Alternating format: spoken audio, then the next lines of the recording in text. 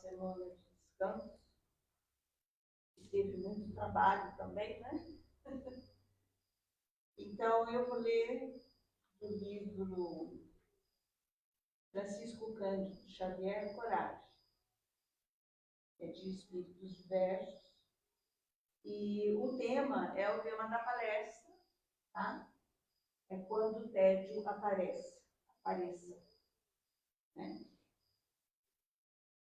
Tema: angústia. Quando o desalento te ameaça o caminho, pensa nos outros, naqueles que não dispõem de tempo para qualquer entrevista com o tédio. Se te acreditas, amargando lições demasiado severas no educandário da vida, frequenta, de quando em quando, a escola das grandes provações, onde os aprendizes se acomodam na carteira das lágrimas. Muitos jazem na rua, estendendo mãos fatigadas aos que passam com pressa. Em maioria, são doentes que a onda renovadora do grupo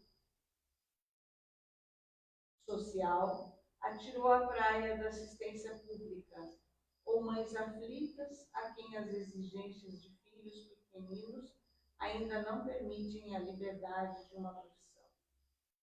Provavelmente, alguém dirá que entre eles se encontram oportunistas e malfeitores, que se fantasiam de enfermos para te assaltarem a bolsa em nome da piedade. Compreendemos semelhante alegação e justificamos-la porque o mal existe sempre onde lhe queiramos destacar a presença. E conquanto te roguemos o benefício da prece em favor dos que agem assim, mais por ignorância que por maldade. Apelamos para que consultes ainda aquelas outras salas de aula que se enfileiram no recinto dos hospitais e nos albergues esquecidos. Acompanhe os estudos daqueles cujo corpo se carrega de feridas dolorosas para agradecer-lhes a pele sadia que te veste a figura, ou segue a cartilha de agoniadas emoções dos que se recolhem nos manicômios, sorvendo angústia e desespero nos revaladouros da loucura ou da obsessão, a fim de valorizares o cérebro tranquilo e de coroa a existência. Visita os asilos que resguardam a sucata do sofrimento humano e observa as disciplinas dos que foram entregues a meditações da penúria, para quem um simples sanduíche é um brinde raro, e partilha os exercícios de saudade e de dor dos que foram abandonados pelos entes que mais amam, a fim de abençoares o pão da tua casa e os afetos que te enriquecem os dias. Quando o tédio te procure, vai à escola da caridade. Ela te acordará para as alegrias puras do bem, te fará luz no coração, livrando-te das trevas que costumam descer sobre as horas vazias. Emmanuel. Então, agora eu vou fazer a prece e depois nós teremos a palestra com a Andrea Regina Judice Costa sobre esse mesmo tema, né? Quando o tédio aparece.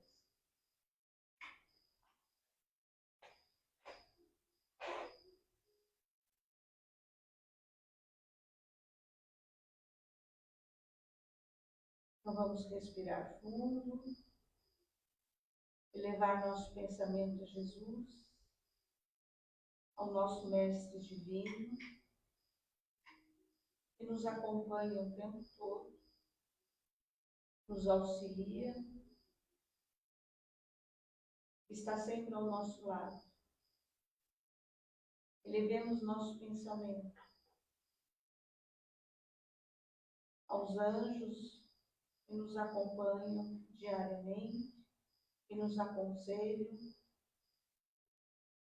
que buscam nos ajudar no caminho da nossa jornada. E que, como diz o tema da palestra, não deixemos a mente vazia, porque senão, como diz o ditado, né? Cabeça vazia é oficina do diabo. Só pensamentos ruins acabam acarretando nossos pensamentos. Então, que tenhamos uma boa palestra, que esses anjos iluminem a Vânia, que ela traga palavras salutares para cada coração que aqui está se presente e aqueles que estão ouvindo em suas casas também. Que assim seja. Assim seja, Senhor.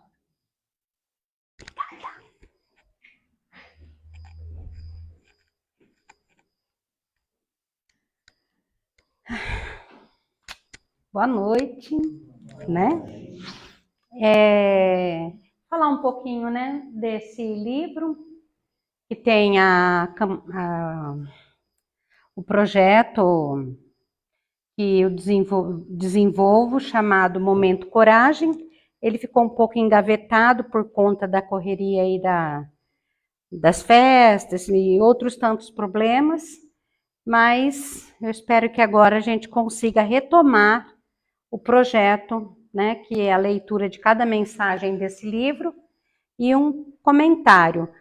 Geralmente varia de 10 a 15 minutos só, né? Eu espero que eu consiga retomar esse trabalho.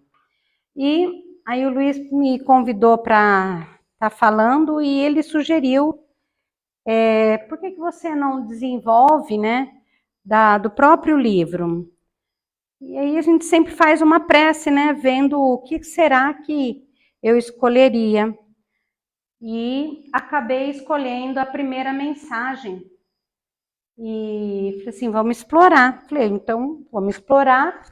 E eu cheguei nesses seguintes temas que eu vou colocar aqui.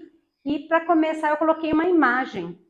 O que essa imagem passa para a gente? Uma reflexão ou uma angústia, Preocupação, né? A própria posição parece que ela está refletindo sobre algo, né?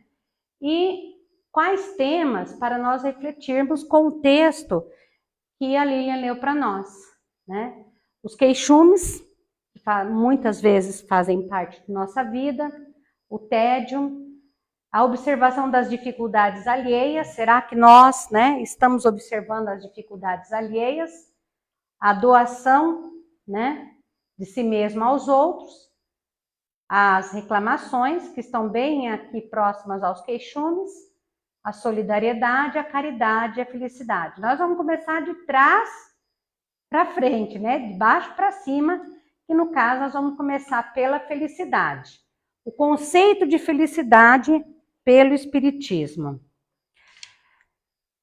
O Espiritismo diz que a verdadeira felicidade não é deste mundo. Na verdade, ele traz essa frase que não pertence ao Espiritismo. O próprio Cristo disse que a verdadeira felicidade não é deste mundo, né? E nós encontramos essa frase, né, em Eclesiastes, na Bíblia, e no Espiritismo ela está presente tanto no Evangelho quanto segundo o Espiritismo, quanto em outras obras, por ser uma frase de grande impacto.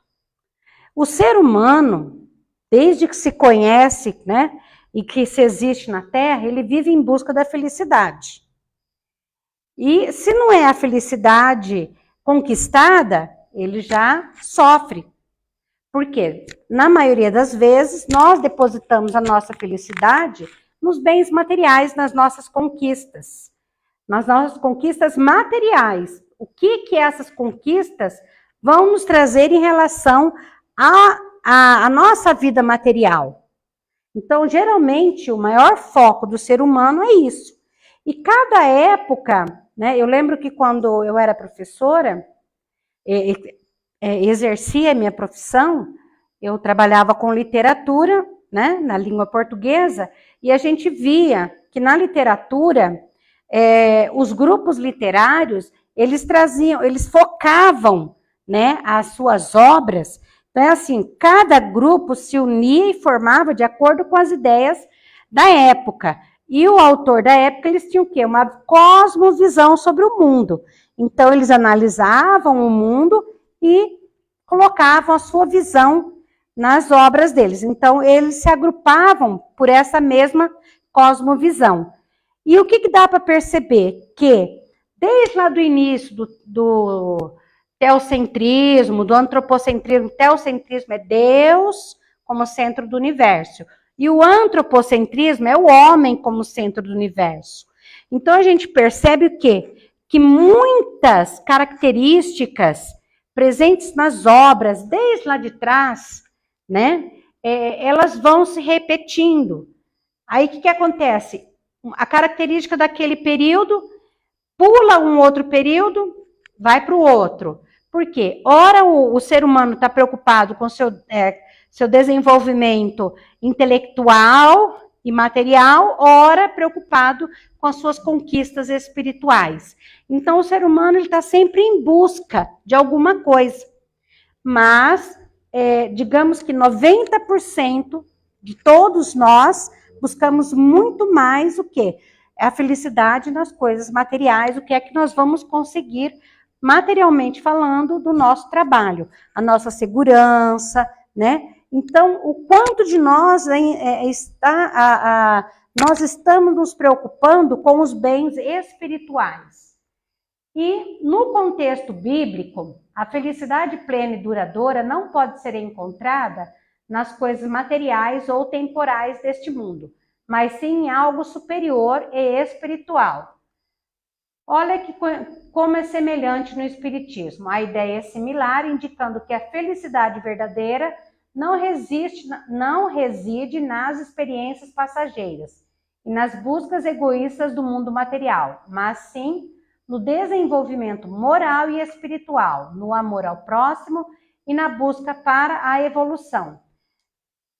Muitos, quando não se conseguem atingir seus objetivos materiais, sentem-se o quê? Entediados, infelizes, pois só se sentirão felizes quando conquistarem todos os objetos dos seus desejos, o que muitas vezes julgamos como base para a felicidade humana. Pode ser o início dos nossos derradeiros suplícios. Então, é aquela corrida incessante, né, que nunca termina, porque nós queremos sempre algo novo. Até pessoas extremamente ricas, que têm coleções de carros, não precisa comprar mais, não tem mais necessidades. Então, se surge um carro que seja assim, além dos carros que ela tem, aquele carro passa a ser o objeto do desejo. E ela não será feliz, dentro do conceito dela, se ela não comprar aquele carro para sua coleção. Né? E não é só em questão de carros. Podem ser também a pessoa em relação a roupas, joias, drogas, o desregramento sexual. Então, cada pessoa vai depositando o seu objeto de desejo para se sentir feliz. E uma coisa que dá para perceber é que nunca termina, né? Nunca termina ao materialista. As questões 920 a 933 de O Livro dos Espíritos, quarta parte, das Esperanças e Consolações, capítulo 1, das penas e gozos terrestres, felicidade e infelicidade relativas.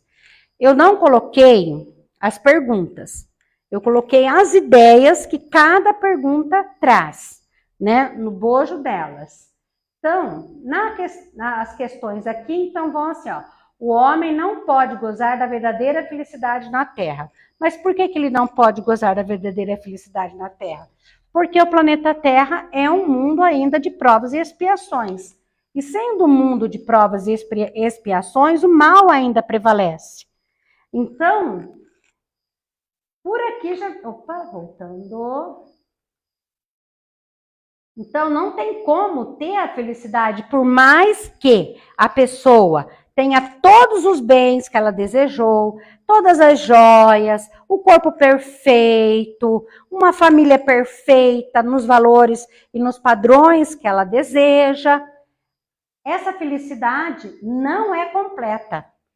Por quê? Porque ela não cansa de querer ter. Então, se ela não cansa, se nós não cansamos de querer ter, então é porque falta alguma coisa. O que está faltando? Aí nós temos aqui, no entanto, pode amenizar seus males, buscar ser o mais feliz possível dentro das condições terrenas. Então, como eu vou sofrer menos? Como eu vou conseguir ser feliz, né, sem me preocupar tanto com as conquistas que eu almejo? Concebe-se que o homem será feliz na Terra quando a humanidade estiver transformada. O homem é quase sempre o obreiro de sua própria infelicidade. Pela prática da lei de Deus, pode proporcionar a si mesmo felicidade tão grande quanto o comporte a sua existência grosseira. Então, o ser humano ainda não descobriu que ele mesmo causa a sua própria infelicidade. O fato da pessoa estar sempre buscando comprar isso, comprar aquilo, fazer plásticas, e não consegue, não para, ela não percebe que aquela quantidade intensa de plástica está deformando o corpo. Então ela vai uma atrás da outra, gastando milhões e não consegue ser feliz. Tem um exemplo de um jovem, eu nem sei dizer se ele era homem ou se ele era mulher, mas ele fez tanta alteração no corpo e depois ele passou a ser homem, depois ele cansou de ser homem, ele voltou a ser mulher. Então, a pessoa, ela não consegue ser feliz. Ela não identifica dentro de si que é uma pessoa infeliz e que tudo que ela está procurando não está completando esse vazio dentro dela. Aí nós temos aqui, a felicidade terrestre é relativa à posição de cada um. O que para mim pode ser felicidade, para o outro não é. E vice-versa. Para o materialista, felicidade é ter. Para o espiritualista, a felicidade é ser. Ele sabe da importância do ter, mas para a sua sobrevivência. E ele consegue ver que se ele não ultrapassar o ter para chegar no ser, ele não é feliz. Então, isso é uma questão de evolução espiritual. Nós não estamos aqui para acusar ninguém, porque cada um de nós tem uma visão de mundo e está num estágio evolutivo. Então, prosseguindo. O que para um é supérfluo não representará para o outro o necessário, e reciprocamente, de acordo com as posições respectivas. O homem sábio, a fim de ser feliz, olha sempre para baixo e não para cima, a não ser para elevar sua alma ao infinito. Essa frase aqui é muito profunda. Por que olhar para baixo? Não é para baixo assim, é olhar quem está abaixo de nós e ver o quanto nós temos e o quanto nós podemos ser em relação àquele que está abaixo. O que nós podemos representar para essa pessoa? E geralmente a gente olha acima, o que o outro tem que eu não tenho. Então eu vou batalhar. E aí tem, infelizmente, aquela palavrinha, né, que expressa um sentimento que geralmente carregamos dentro de nós, quando nós olhamos só o que está acima de nós, que é a inveja. Apesar que o próprio Evangelho, ele fala que a inveja, ela tem duas vertentes. A inveja, quando a pessoa inveja, não age para ser melhor, mas desdenha do outro, fala mal do outro, não valoriza as conquistas do outro, não respeita. Então é uma inveja negativa. E a inveja no sentido, se o outro, no sentido de espelho, de se espelhar no outro. Se a outra pessoa conseguiu, eu sou capaz também de me esforçar para conseguir. Por quê? A doutrina espírita em nenhum momento condena as nossas lutas materiais, porque faz parte da lei do progresso, que é uma das leis divinas. O que é condenável, entre aspas, porque não existe a condenação, existe a reparação, através do aprendizado, das experiências pelas quais passamos. Não é assim? Porque nós jamais somos condenados. Tanto é que as leis divinas estão gravadas onde? Na nossa consciência. Então, somos nós mesmos, à medida que vamos tendo as experiências terrenas, vamos encarna, experiência, desencarna. Experiência.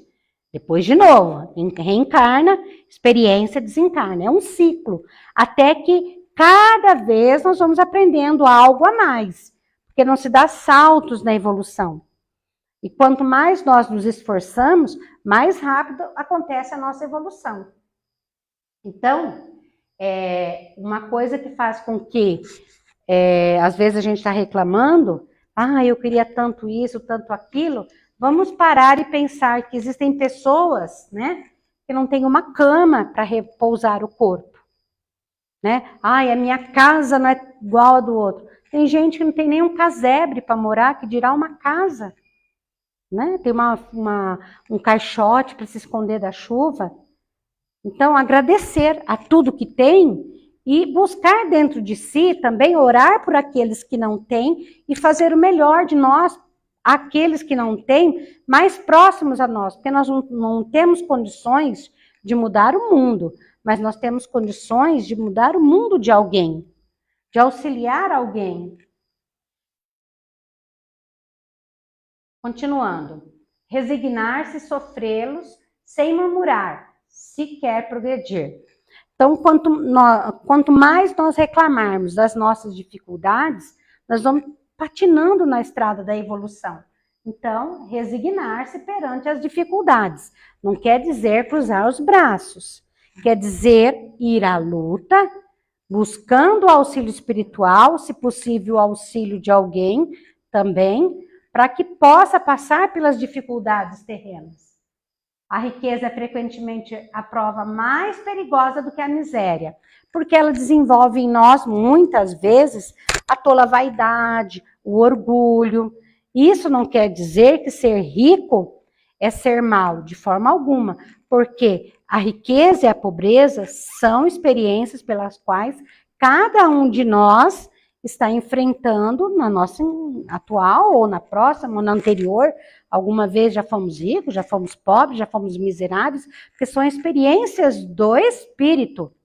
O que vamos aprender com cada experiência é o mais importante. Os males deste mundo estão na razão das necessidades factícias que vos criais. Há muitos desenganos, se poupa nesta vida aquele que sabe restringir seus desejos e olha sem inveja para o que esteja acima de si. Eu já falei lá atrás.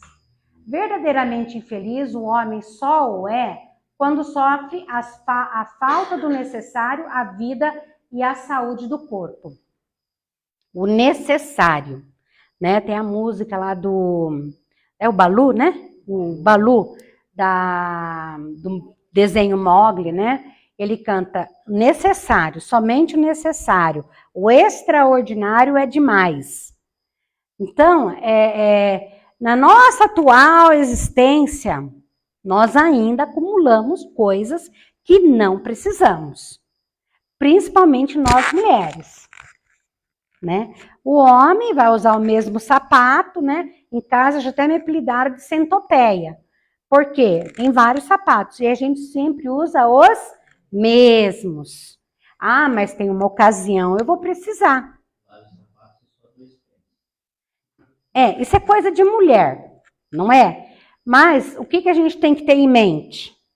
Se eu adquirir um novo, o que eu faço com um outro? Eu preciso doar, aprender a doar. Estou aprendendo também. Porque a gente gosta de usar o velhinho. Não é assim? Mas a gente precisa aprender a deixar e passar para frente. Mas a gente quer acumular. Então, quando eu falo a gente quer, eu estou me incluindo, viu? Estou me incluindo.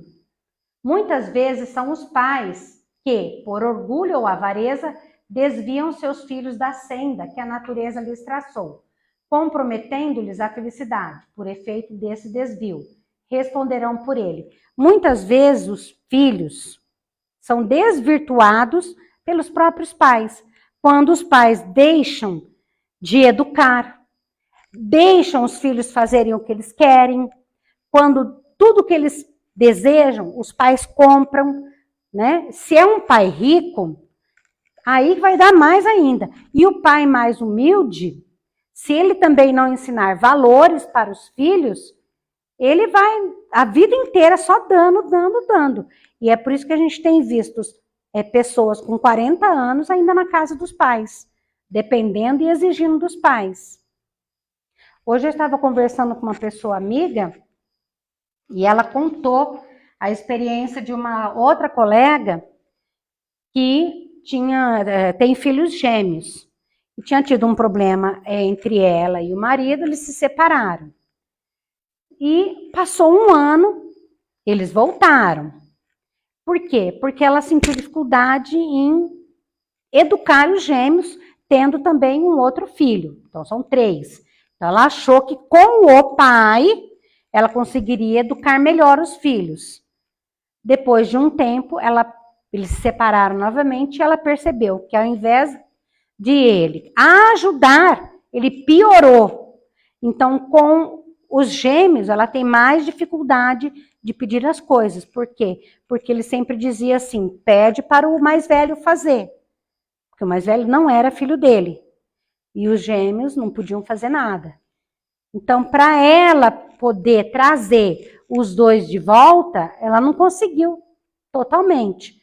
Com um filho ela conseguiu um pouco, com o outro ela não consegue. Então, olha como um exemplo de como nós temos responsabilidades na formação dos nossos filhos. Né? Ensinar a viver, a serem solidários, cooperativos, é a função dos pais, não ficar só dando.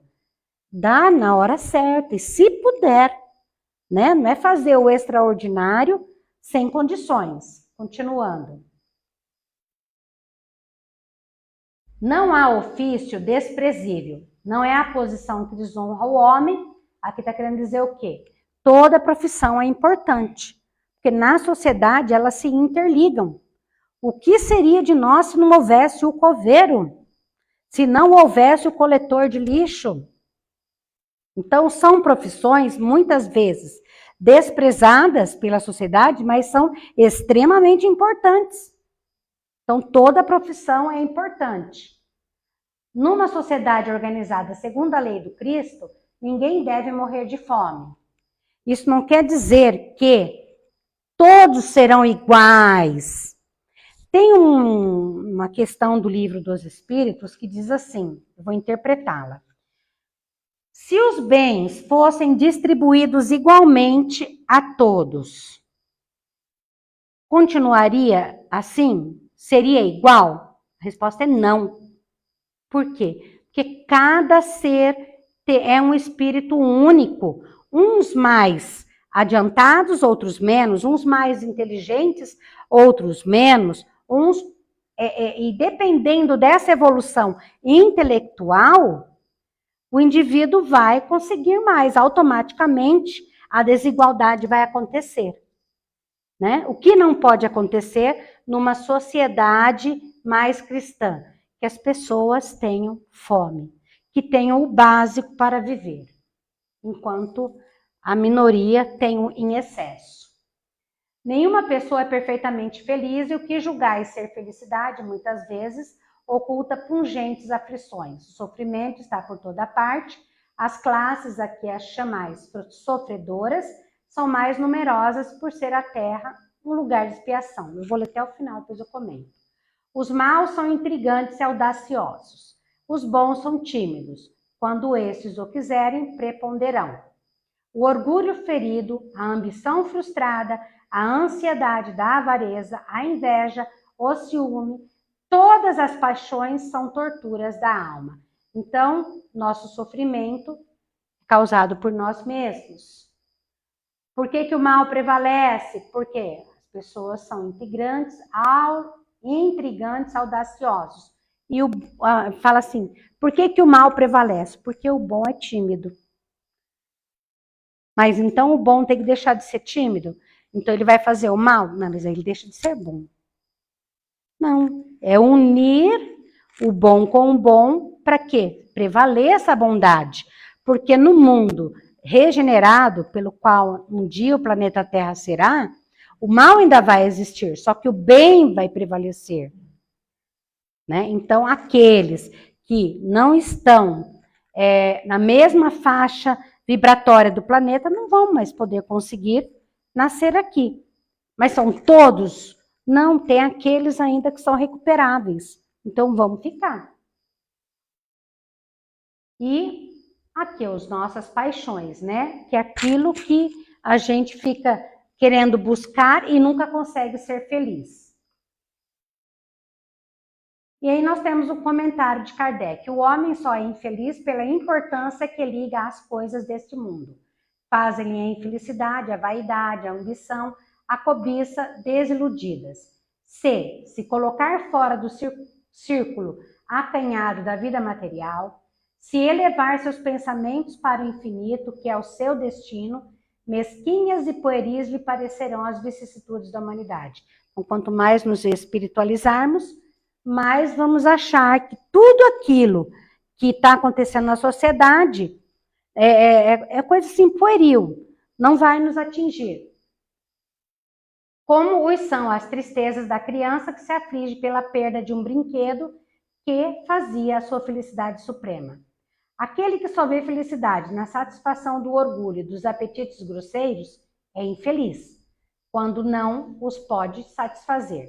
Ao passo que aquele que nada pede ao supérfluo é feliz com aquilo que os outros consideram calamidade. Então, é aquilo que eu falei, o que para mim tá bom, eu vou ser feliz com o que eu tenho, com o que eu posso, para o outro, vai além do que a gente imagina, né?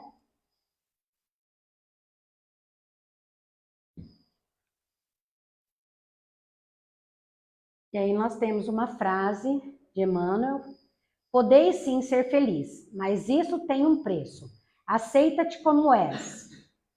Quem faz várias plásticas nunca está feliz.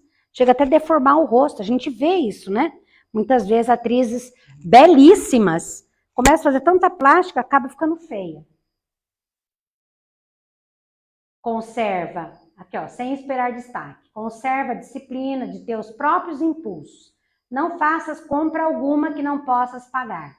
Em matéria de afeto, vive em teus compromissos. Deus ajuda, porém, a quem busca ajudar. Então, tem aquela frase, Deus ajuda quem cedo madruga, que pode ser interpretado assim: quem busca o mais cedo possível a sua reforma íntima. Aí que eu quero acompanhar aqui também. Muito papel. Continuando. Jesus é conhecedor da alma humana e todos os seus aspectos. E o que disse Jesus para nós? Vinde a mim todos os que estáis cansados e oprimidos, eu vos aliviarei.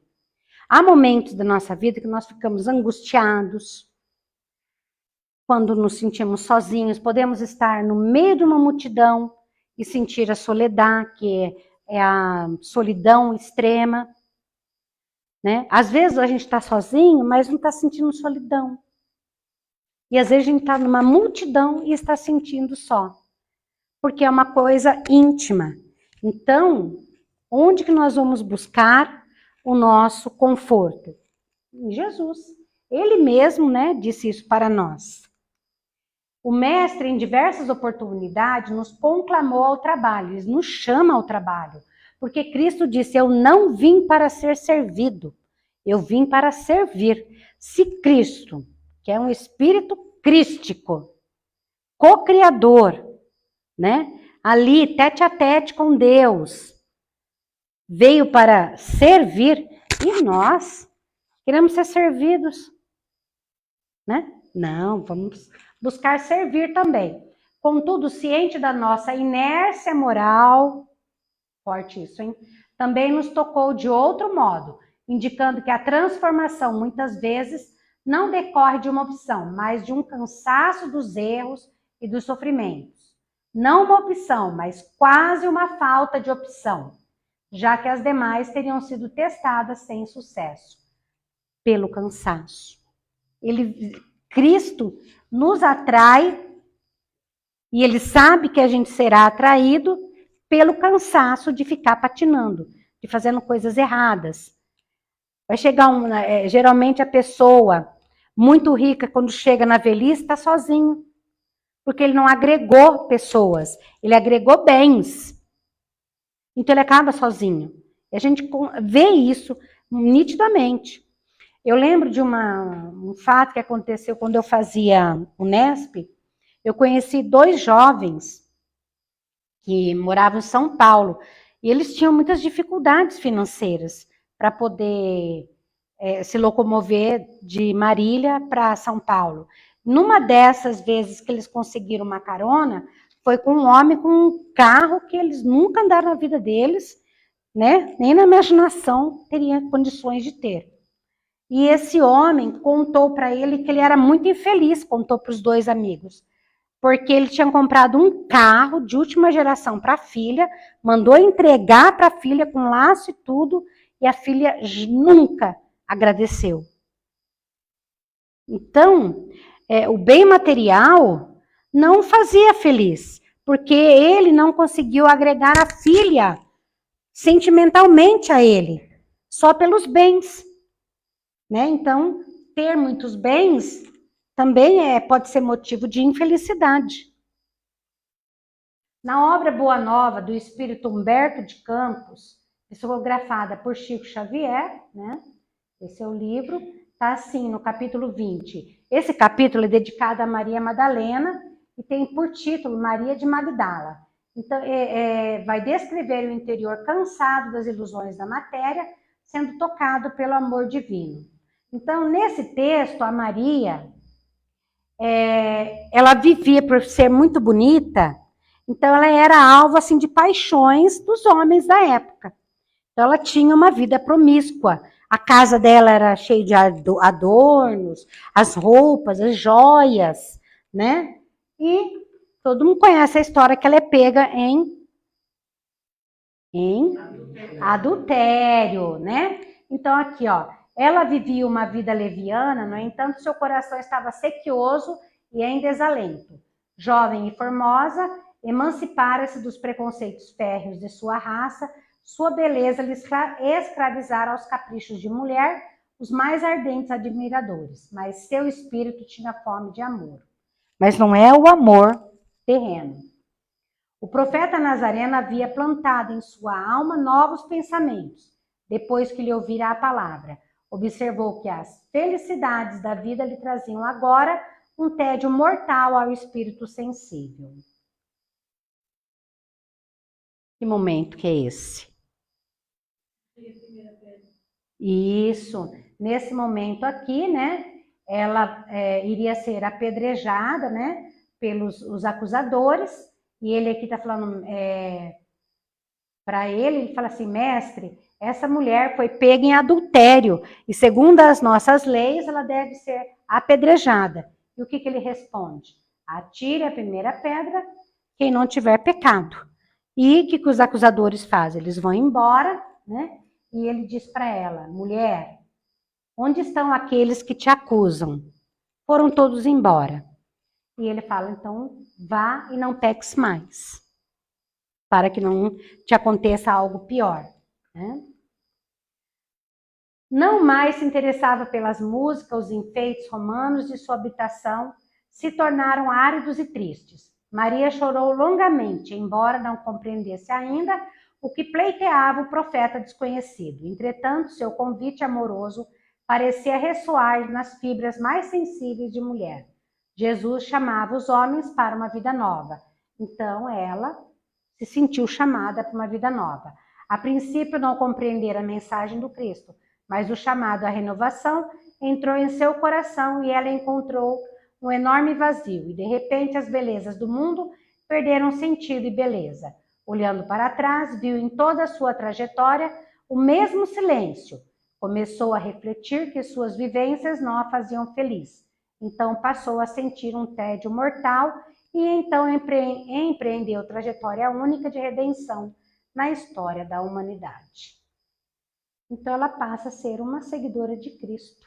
E foi ela quem viu Cristo, né, pela primeira vez, depois que ele ressuscitou. Na obra Libertação, psicografada por Chico Xavier, o espírito André Luiz. Aqui nós temos um trecho da Matilde, que é a mãe do Gregório, que é um espírito extremamente emperdecido no mal, cruel, e ele era um chefe na zona umbralina. E só que assim, depois de milênios, a mãe acompanhando esse filho, ela consegue encontrar uma brecha nele. E que brecha é? Ele começa a perceber que o mal que ele fazia não preenchia o que ele estava procurando. Mas ele não mudou de fazer o mal. Ele começou a não castigar aqueles que não faziam o que ele determinava. Então, foi nesse momento que ela encontrou uma brecha. Aí ela vai conversar com o irmão Gúbio. Agradeço o concurso dadivoso. Creio haver chegado efetivamente o instante de aceitar-te ajuda fraterna em favor da libertação do meu infortunado Gregório. Espero há séculos pela renovação e penitência dele. Chefia a condenável falange de centenas de outros espíritos desditosos, cristalizados no mal, e que lhe obedecem com deplorável cegueira e qualquer absoluta fidelidade. Aí é aquilo que eu falei, né? Ele começou a não fazer, assim, não castigar com crueldade, como ele fazia aqueles que não cumpriam as suas ordens. Então, Gregório agora experimenta algum tédio, o que constitui uma bênção nos corações infiéis ao Senhor. Então, olha só como que é a lei divina, que não impõe.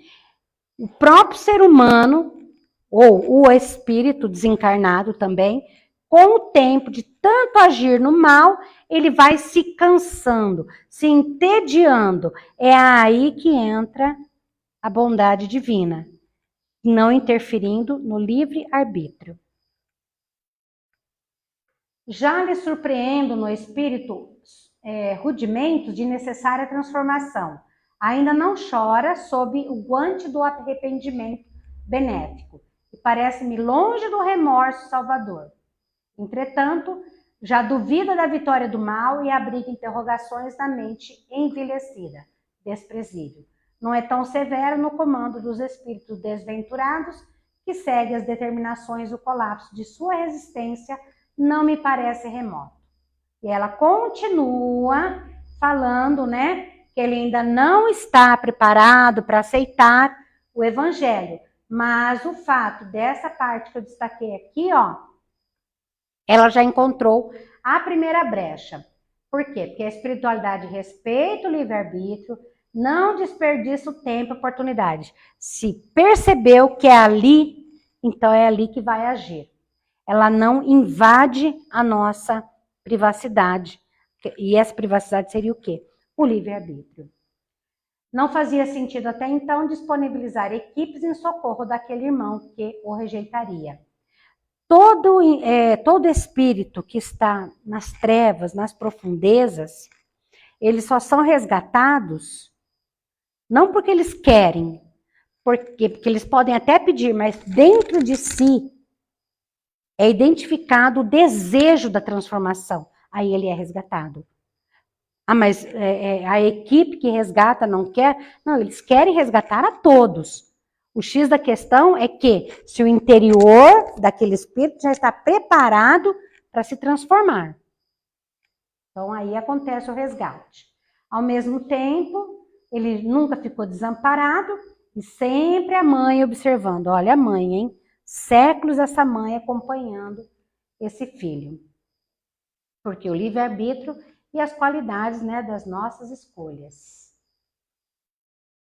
Na obra O Céu e o Inferno, capítulo 7 da primeira parte, intitulado As Penas Futuras segundo o Espiritismo, o Código Penal da Vida Futura.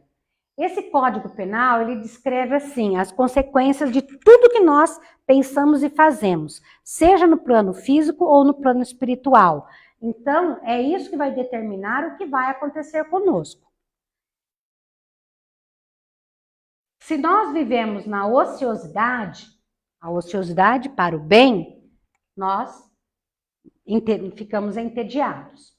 Entenda-se aqui o ócio como um processo moral, a simples ocupação do tempo jamais preencherá nosso vazio. Ocupar o tempo, por exemplo, para diversões,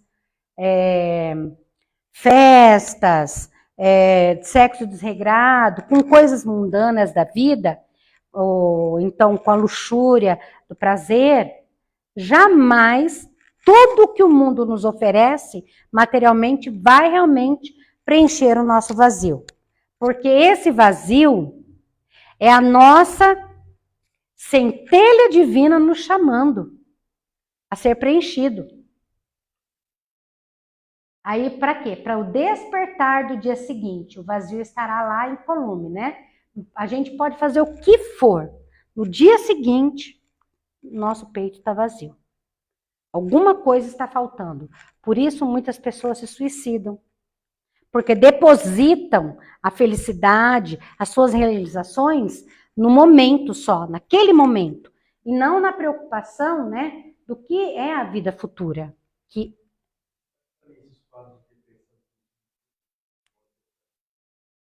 a pessoa se sente vazia porque ela não consegue encontrar dentro dela uma razão para viver. Porque eu estava conversando hoje de manhã com uma colega, mesmo colega que contou aquele caso, e eu falei assim para ela, que quando nós nos ocupamos em fazer atividades para os outros, não dá tempo de ter tédio. Não dá. Porque é tanta coisa para fazer, tanta coisa para organizar. Nós estávamos até conversando esses dias, né? Que a gente deixa muitas vezes de fazer as coisas da casa para pôr em ordem e as outras atividades em relação ao outro. Falei assim, não dá tempo de se preocupar com os seus próprios problemas.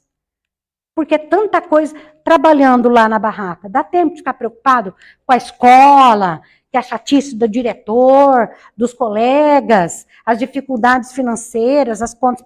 Nem dá tempo de pensar. É muita coisa para ser feita. Isso é verdade. Isso é verdade, a gente só quer comer. O Código Penal da Vida Futura, no artigo 33, ele vai falar assim, em que pesa a diversidade de gêneros e graus de sofrimentos dos espíritos imperfeitos, o Código Penal da Vida Futura pode resumir-se nesses 3 princípios. O sofrimento é inerente à imperfeição, né?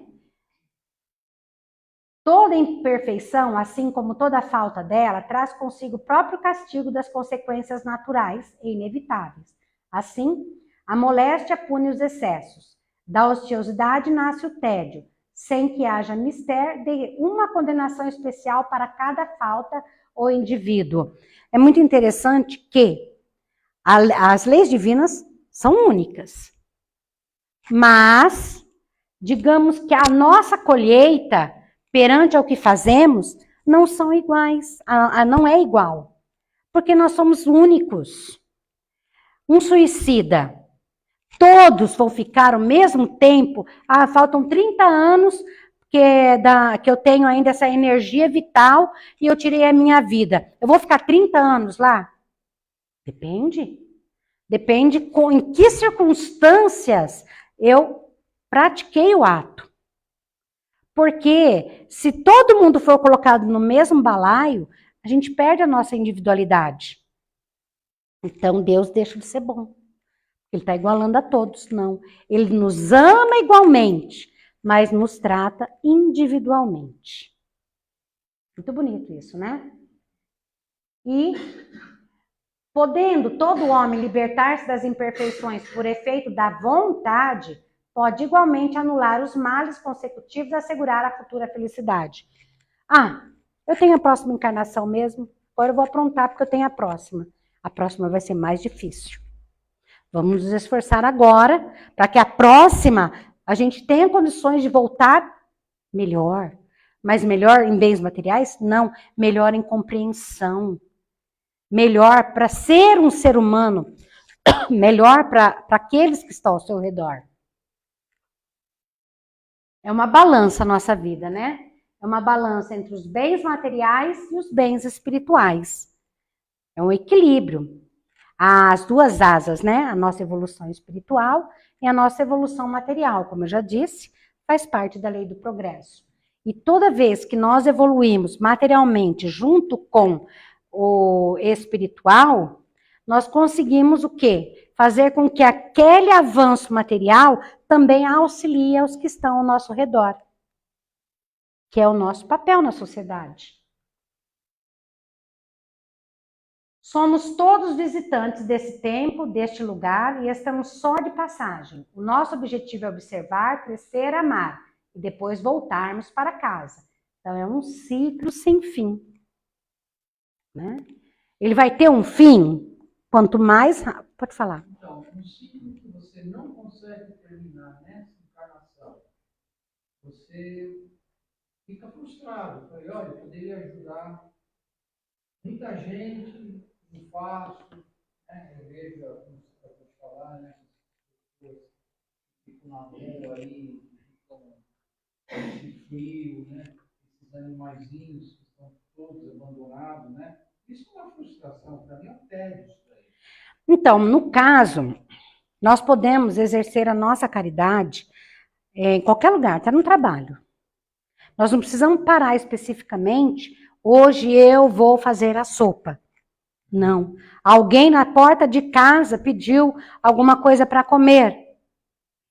Dá o que tem. Ah, na rua, alguém disse um bom dia. Responda, bom dia. Ou a pessoa não disse, você diz, bom dia. Chegou no trabalho, abençoa o local de trabalho, é difícil? Não estamos ali por acaso. Nós temos uma importância naquele trabalho. Né? Eu lembro na sala de aula, os meus alunos estavam fervendo, e eu falava, Senhor, me dá o equilíbrio. Eu fazia prece, e eu sentia que a classe... Por quê? Você consegue exercer a sua, eu digo, a sua cristandade, o seu lado cristão, em qualquer lugar, a qualquer hora. Não precisa parar, agora eu vou fazer caridade. Não. Então, lá no trabalho não tem caridade? Quando você tem paciência com alguém que te ofendeu? Quando você tem tempo de dar um abraço num colega que está precisando? Em qualquer lugar, a qualquer hora, já está exercendo. Está na rua, viu uma pessoa, se compadeceu, faça uma oração por ela. Né? Está mexendo no celular, viu uma cena que te chocou, faça uma oração para aquela pessoa que você viu. É caridade, todo momento nós somos passíveis a exercer. Então não tem como ficar frustrado de escolher só um horário para, porque você já aprendeu a exercer em todos os seus momentos, em todas as suas oportunidades. Em casa, é caridoso. Ah, eu vou lavar a louça para minha esposa. Ah, enquanto ela lava a louça, eu vou enxugar e guardar. Porque caridade começa em casa. Entendeu? Então não tem como a gente se frustrar se a gente tem essa consciência que eu posso fazer coisas boas em qualquer lugar e a todo momento. Concorda? Mas você pode abraçar aqueles que estão ao redor do seu próprio mundo. Né? Prova da vida futura ao reencarnante. O que se poderia chamar punição, na verdade, é um estado interior de sofrimento a quem se afasta da lei divina, conforme a questão. A 614, deu o livro dos Espíritos, a lei natural e a lei de Deus. É a única verdadeira para a felicidade do homem. Indica-lhe o que deve fazer ou deixar de fazer. E só é infeliz quando dela se afasta. Ou seja, somos programados para o amor, já que somos filhos de Deus. Gente, é tão lindo isso, né? Se a gente é filho de Deus, Ele nos fez com amor.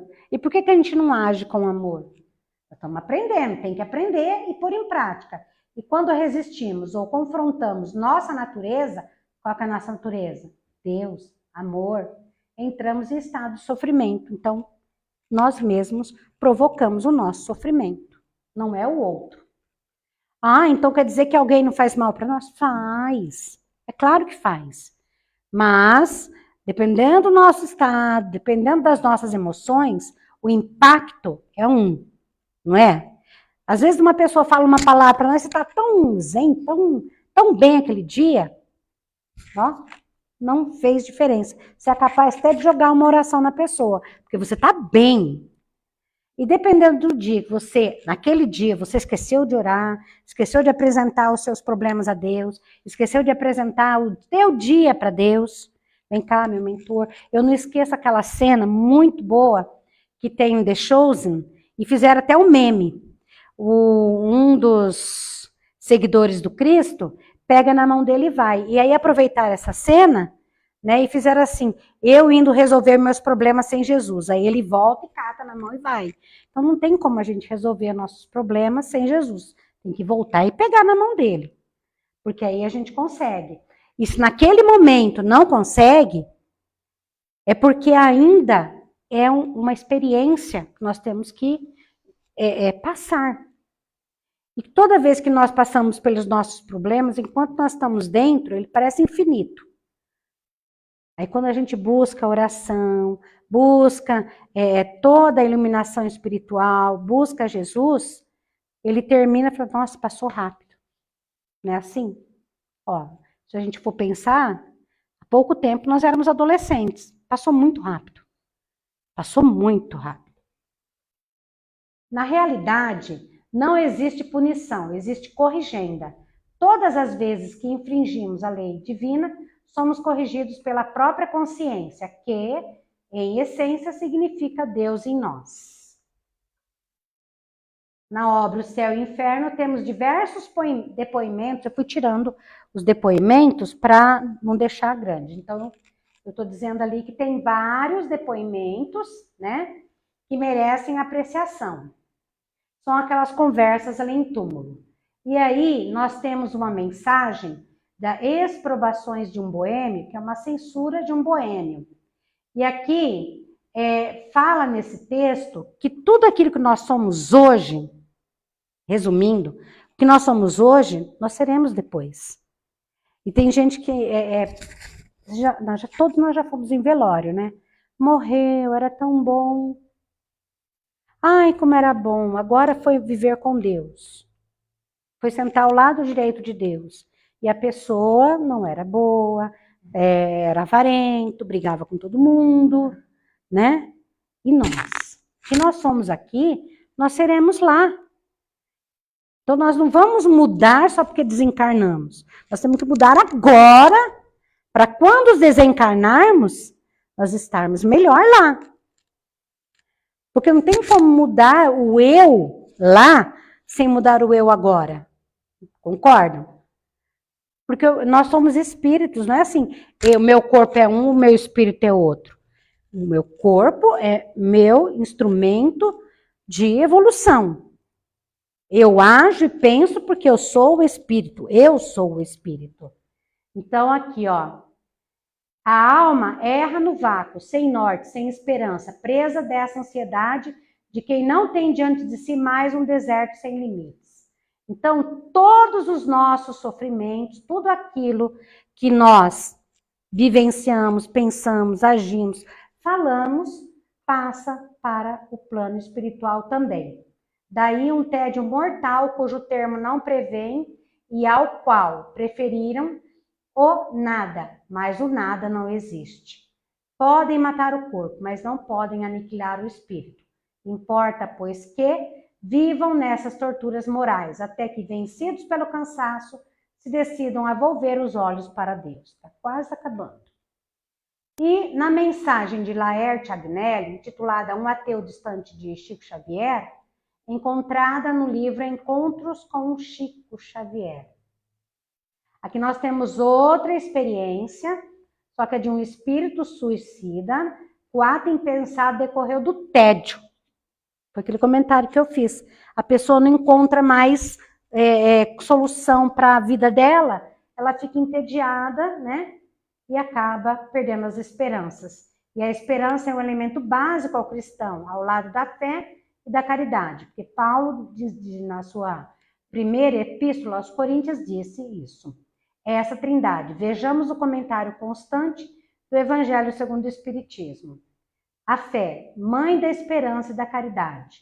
A esperança e a caridade são corolários da fé e formam com esta uma trindade inseparável. Não é a fé que faculta a esperança na realização das promessas do Senhor? Fé é sinônimo de acreditar, confiar. Se não tiverdes fé, que esperareis? Não é a fé que dá o amor? Se não tendes fé, qual será o vosso reconhecimento e, portanto, o vosso amor? E o que é que nós precisamos? Trabalho para o sustento e para o bem, perspectiva para o amanhã e a posse do necessário, a consciência de se ter o necessário para viver. Não desista, nunca tenha, não desista nunca. Tenha fé em Deus, tenha fé na vida. Deus está contigo nessa caminhada.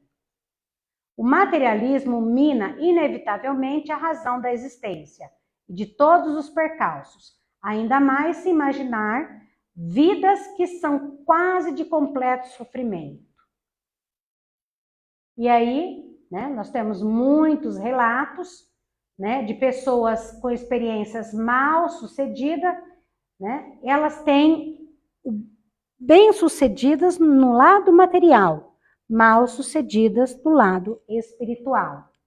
Aí nós temos aqui no Livro dos Espíritos, o trabalho é a lei da natureza, por isso mesmo que constitui uma necessidade, e a civilização obriga o homem a trabalhar mais, porque lhe aumenta as necessidades dos gozos. Isso aqui é o lado material. Quanto mais trabalhar, mais vai poder saciar as suas necessidades e os seus gozos. O espírito trabalha, assim como o corpo. Toda ocupação útil é trabalho. Então, ocupar-se na caridade também é trabalho. O tédio é um reflexo natural a todo espírito que não se propõe a cumprir as obrigações para com a obra divina. Deus, generosamente, delegou a nós a possibilidade de moldarmos sua obra conforme nosso feitio. Ele colocou em nós diversos chamarizes ao dever. Se no corpo físico a inércia pode levar a doenças que nos forçam a buscar atividade física, no campo moral, dentre outras coisas, o tédio se nos apresenta como sinal de que algo não está correto em nosso proceder. A fuga pode nos colocar em estado ainda mais grave, conforme os depoimentos de espíritos. O corpo muito esconde, mas na pátria espiritual não há véus ou miragens, ou seja, nós somos aquilo no plano espiritual que somos aqui. Reflexões sobre a vida. Agora essas perguntinhas, vamos refletir. Andamos entediados? Temos nosso tempo tomado por atividades, mas sentimos um vazio como Maria de Magdala? Nós estamos nos ocupando muito mais das coisas materiais do que das espirituais? Temos a consciência tranquila de que cumprimos mais que os nossos deveres básicos? O quanto nós estamos nos doando? Temos cuidado com algo ou alguém além de mim ou da minha família? Não desperdicemos a encarnação, sendo atentos ao que o profeta Isaías há milênios ensinou. Buscai ao Senhor enquanto se pode achar, invocai-o enquanto está perto. Deixe o ímpio seguir o seu caminho, e o homem maligno os seus pensamentos, e se converta ao Senhor, que se compadecerá dele. Retorne para o nosso Deus, porque grandioso é em perdoar. Então, alguém fez mal para mim? Vamos nos esforçar a perdoar. Se não dá para perdoar, pelo menos não pensa mal dele, já é um começo. Peguei e selecionei umas frases aqui. Aprendi a deixar os dias mais leves. Comecei a acreditar que ser feliz é descomplicar a vida pelo lado de dentro, de meio e meio. Para fugir do tédio, segundo o ponto de vista de Chico Xavier e da doutrina espírita, é importante buscar atividades que promovam o bem-estar, o crescimento pessoal e o auxílio ao próximo. Quando o tédio te procure, vai à escola da caridade. Ela te acordará para as alegrias puras do bem, te fará luz no coração, livrando-te das trevas que costumam descer sobre as horas vazias. De Emmanuel. Para ser feliz, basta entender que a felicidade dos outros é também a nossa felicidade, porque todos somos filhos de Deus. Estamos todos sob a proteção divina e formamos um único rebanho, do qual, conforme as afirmações evangélicas, nenhuma ovelha se perderá. De Hamed. Como disse Jesus, né? A alegria de servir. E é mesmo muito gostoso. Quem trabalhou na barraca, o pouquinho que ficou lá é muito bom. Né? É muito bom, dá força para a gente aguentar. Né? E quem vem, por exemplo, aqui e vê as pessoas, eu tenho certeza que a fome que elas têm é muito mais da nossa companhia do que realmente a fome do estômago. Porque elas recebem cestas em outros lugares, auxílios em outros lugares também. E elas vêm, elas querem um abraço, querem conversar. Às vezes vão lá no bazar, não é para comprar nada, é para falar um oi, dar um bom dia para a Lourdes, um abraço. Então, elas têm uma fome espiritual, que muitas vezes nós completamos que elas não têm na família, né? E nossa passagem nesta vida pela Terra é uma oportunidade reparadora. A misericórdia divina alcançará a todos. Nós, aproveite este novo dia abençoado para fazer a diferença em qualquer lugar, viu, Brieza? Não precisa ter uma hora. Quando você disse para mim que ia pegar a Judite, e levar ao veterinário, quantas pessoas têm animaizinhos e não cuidam? É caridade para com ela. Né? Quando a... Deu branco. A Tânia, nós estávamos na barraca, que ela ficou tão assim, o sofrimento dela me tocou tão profundo, porque eu viajei no tempo para lembrar a minha cachorrinha. Então eu entendia aquele momento que ela estava sentindo. Então quando você dá um abraço em alguém, fala, eu compreendo o que você está sentindo, também é caridade. Você está dividindo a dor dela com você. Gente, dividir a dor, a maioria de nós não quer, né? Então a gente quer o quê? Ser feliz só, mas dividir a dor também é felicidade, porque você deixa o fardo do outro mais leve. Ele não vai deixar de sofrer, mas é mais leve. E muito obrigada, essa é a mensagem que eu quis passar para vocês. Desculpa, eu passei 10 minutos.